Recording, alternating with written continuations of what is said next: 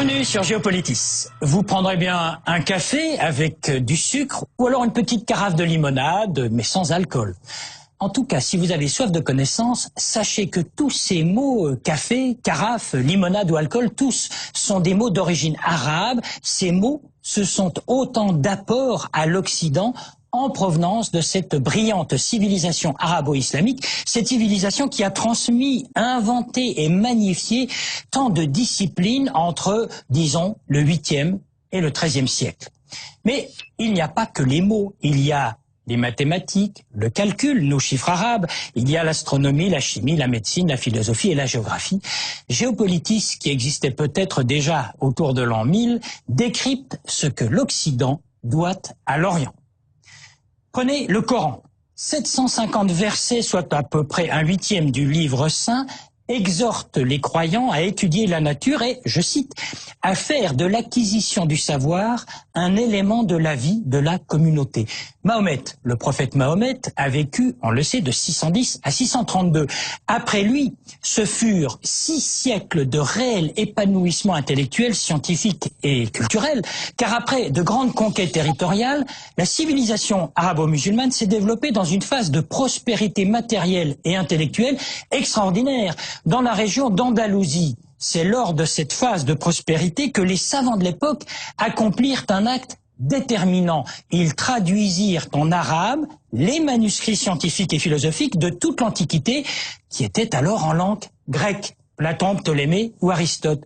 Ce fut aussi le cas à Cordoue, alors l'émirat de Cordoue, l'un des plus grands foyers de transmission à l'Occident de la pensée gréco-arabe avec un retentissement culturel qui est resté dans l'histoire. C'est à Cordoue, par exemple, lors d'une mission secrète, qu'un certain Gerbert d'Aurillac, un moine, a découvert l'origine de la numérotation de 1 à 9. C'était en l'an 999. Cordoue était alors en rivalité avec le Caire où déjà s'était créée une formidable bibliothèque, 1 600 000 volumes ou chapitres, comme on disait à l'époque, ce qui démontrait la passion de la civilisation pour le livre et pour la traduction du texte ancien. Et si l'on va vers l'Est, vers Bagdad, on apprend qu'à l'époque, des bibliothèques publiques, on en comptait alors une bonne centaine dans la ville. Bagdad, le califat de Bagdad, où les califes faisaient figure, disons, de despotes éclairés. C'était le temps des 1001 nuits. Alors, asseyez-vous sur le sofa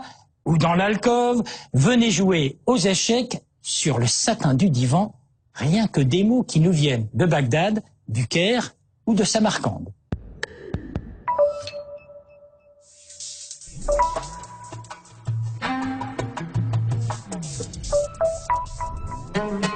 C'est l'un des principaux apports de la civilisation arabe, le papier. En 712, les Arabes conquièrent Samarcande, ville de l'actuel Ouzbékistan, en Asie centrale. C'est là que l'on va maîtriser l'art de battre le lin de manière à en faire une sorte de pâte qui progressivement va remplacer le velin et le parchemin. En 794, on installe une première manufacture de papier à Bagdad. Parallèlement, la civilisation arabe développe toute une technique d'illustration et d'enluminure.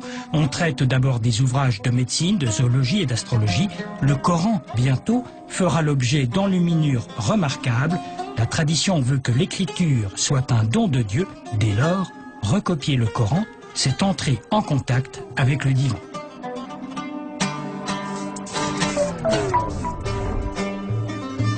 Au Moyen-Âge, les vrais pionniers de la recherche médicale, ce sont les Arabes.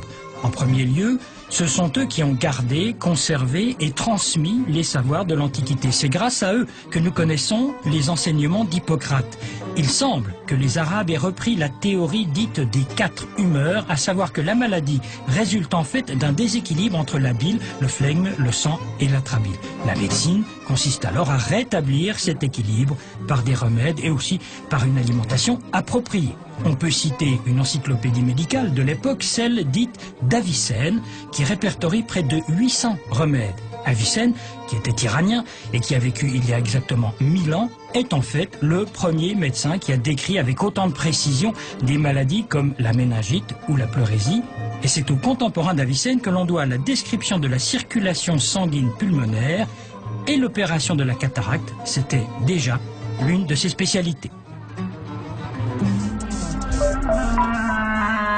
Jusque-là, en Europe, on utilisait les chiffres romains. Et c'est au Maghreb que l'on allait mettre au point les chiffres dont nous nous servons aujourd'hui, les chiffres arabes, de 1 à 9. Coup de génie, les mathématiciens de l'époque, qui n'avaient d'ailleurs pas ce titre, ont décidé de prendre le 0, qui était d'origine indienne, et de lui conférer le statut de nombre, ce qui n'avait rien d'évident à l'époque. Tout le calcul devenait simple, avec non seulement les chiffres, mais les positions des nombres dans un ordre défini, les unités, les dizaines, les centaines, les milliers, etc. Du coup, on rendait quasi immédiate la possibilité de faire les 4 opérations de base du calcul.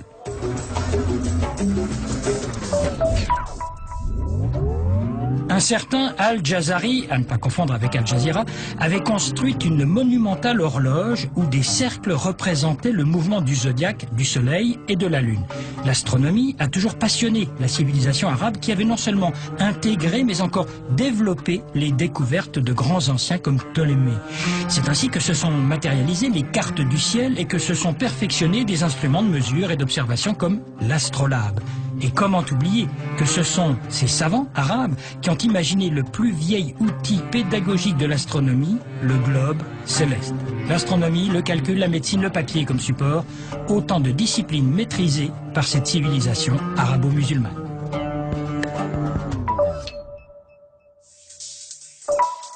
Encore une information, dans le reportage on parlait d'Avicenne, le grand médecin qui était aussi philosophe d'ailleurs. Eh bien, renseignement pris, on s'est aperçu que son enseignement a été dispensé à la Sorbonne continuellement entre le XIe et le XVIIe siècle.